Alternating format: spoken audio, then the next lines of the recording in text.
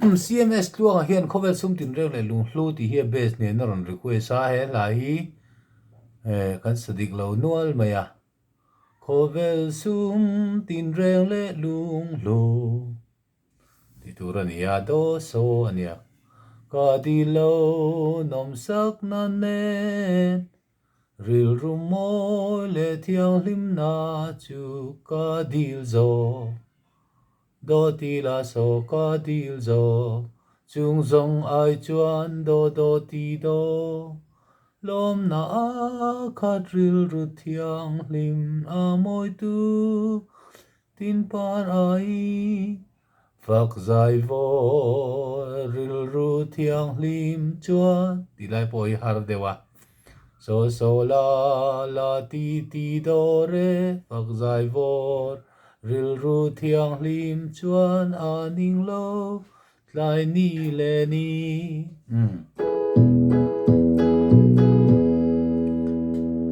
Khawvel sum tinreng le lunghlu ka di lo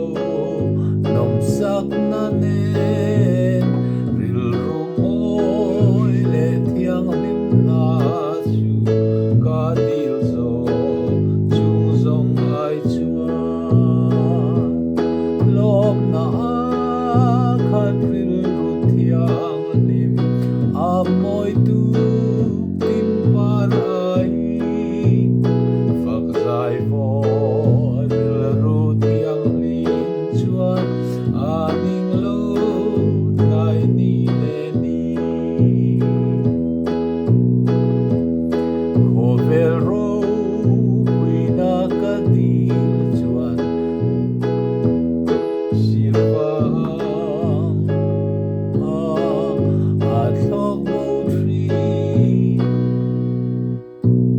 ril ru thra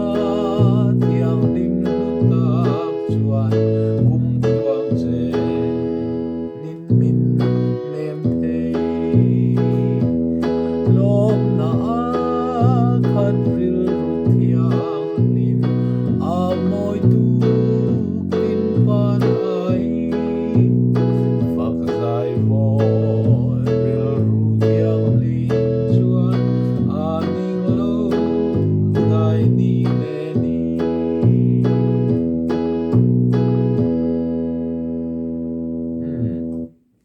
kaka CMS Tluanga kha na ron request a kan da to na in a base ne na ron request a wangin he kan han sale ani do tok phot mayang